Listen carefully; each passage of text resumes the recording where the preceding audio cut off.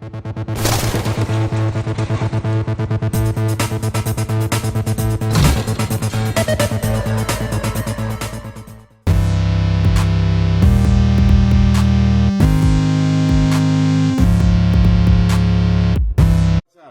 a ocurrir algo que se llama una gran guerra y todo el mundo entero estará involucrado en esa guerra, de acuerdo a lo que entendí. Empezará la persona que empezará la guerra, será alguien llamado Gog, hasta donde entendí allá arriba, solo allá arriba lo entendí. ¿Se llama Gog? Sí. ¿Y sabes quién es Gog? ¿A quién me refiero? Estoy seguro de quién es. ¿Quién es? Obama, el presidente Obama. ¿Él empezará Gog y Magog?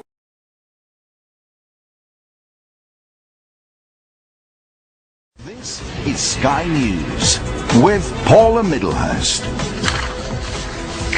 Well, there have been extraordinary scenes in Berlin tonight as thousands of people gathered to hear Barack Obama deliver key foreign policy speech on his current European tour. The Democratic presidential hopeful laid out his vision for America's place in a new world order, saying he was speaking as a proud citizen of the United States and a fellow citizen of the world. The view that America is part of what has gone wrong in our world, rather than a force to help us make it right, has become all too common. Yes, there have been differences between America and Europe. No doubt there will be differences in the future. But the burdens of global citizenship continue to bind us together. A change of leadership in Washington will not lift this burden. In this new century, Americans and Europeans alike will be required to do more, not less. Partnership and cooperation among nations is not a choice. It is the only way, the one way, to protect our common security and advance our common humanity. We must have some members of Congress here. Well, there you go, Dennis. Where? Hey, how are you? I want to thank. Christian God is the one and only true living God, the creator of heaven and the universe. Jesus Christ is God. Jesus Christ is God. Jesus Christ is the Son of God. Jesus Christ is the Son of God. I agree. You are anti-Christ because he said,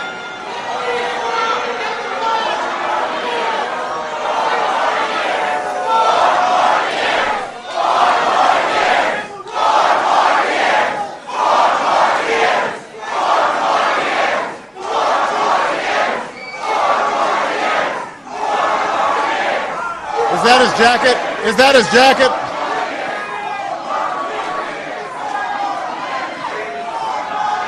Is that his jacket?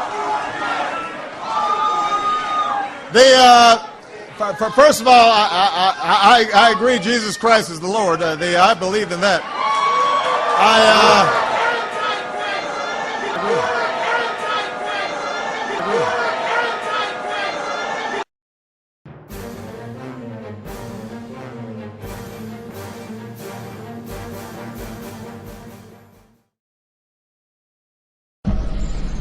Assalamu alaikum. Many other Americans have Muslims in their families or have lived in a Muslim majority country. I know because I am one of them. But my father came from a Kenyan family that includes generations of Muslims.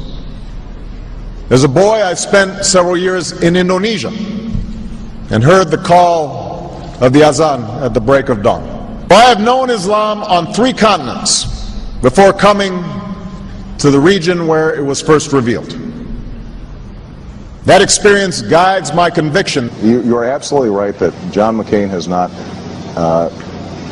talked about my Muslim faith.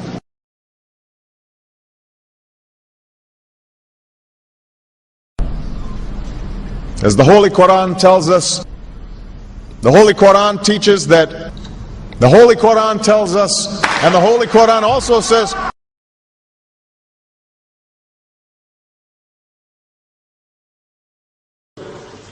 we will convey our deep appreciation for the Islamic faith, which has done so much over the centuries to shape the world. I would like to speak directly to the people and leaders of the Islamic Republic of Iran. Your great and celebrated culture. Over many centuries, your art, your music, literature, and innovation have made the world a better and more beautiful place. We know that you are a great civilization, and your accomplishments have earned the respect of the United States and the world. I also know civilization's debt to Islam.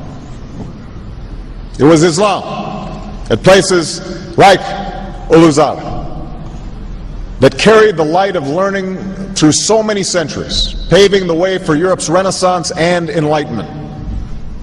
It was innovation in Muslim communities that developed the order of algebra, our magnetic compass and tools of navigation, our mastery of pens and printing, our understanding of how disease spreads and how it can be healed. Islamic culture has given us majestic arches and soaring spires, timeless poetry and cherished music, elegant calligraphy, and places of peaceful contemplation. They have fought in our wars, they have served in our government, they have stood for civil rights, they have started businesses, they have taught at our universities, they've excelled in our sports arenas, they've won Nobel Prizes, built our tallest building, and lit the Olympic torch. And when the first Muslim American was recently elected to Congress, he took the oath to defend our Constitution using the same Holy Quran. In ancient times and in our times, Muslim communities have been at the forefront of innovation and education.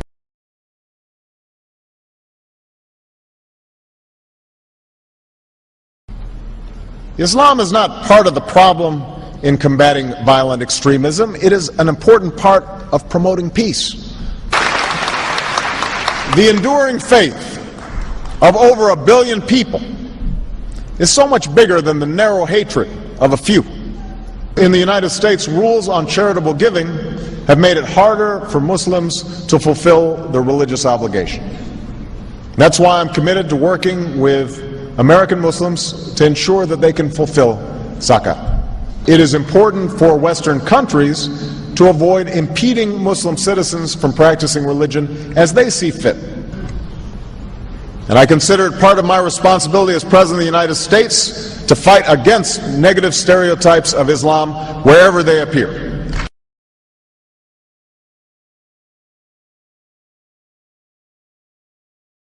We are no longer a Christian nation.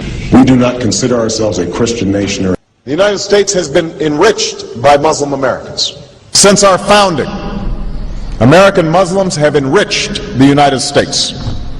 Islam has always been a part of America's story. There is a mosque in every state in our union, and over 1,200 mosques within our borders. You know, one of the points I want to make is that if you actually took the number of Muslims Americans, we'd be one of the largest Muslim countries in the world. Let there be no doubt, Islam is a part of America.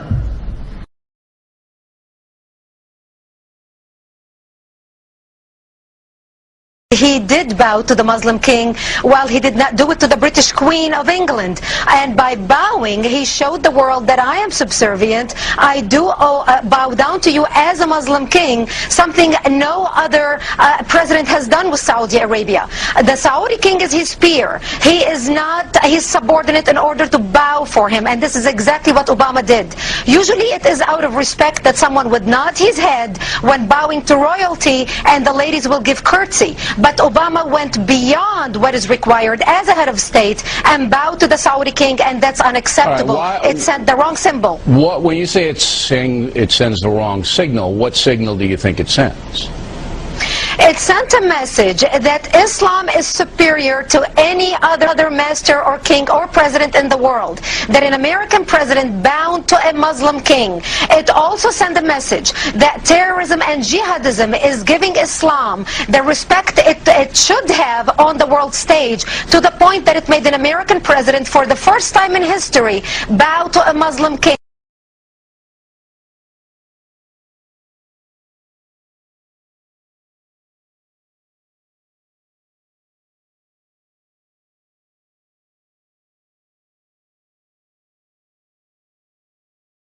Presidential candidate Barack Obama is trying to change political fashion. He gave a speech in Iowa City today, and he wasn't wearing an American flag pin. Those pins have become synonymous with politicians since 9/11. Obama says he doesn't like how the pin has come to represent patriotism in America.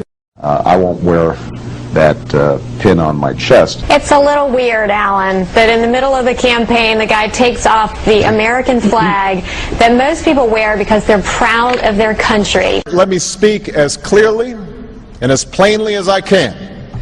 America is not and never will be at war with Islam.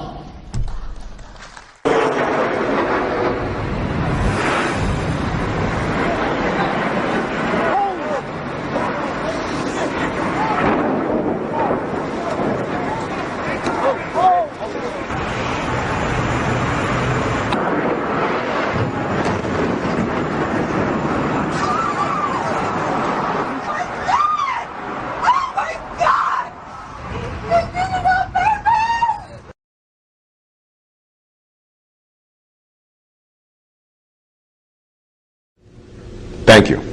And Eid Shoma Mubarak.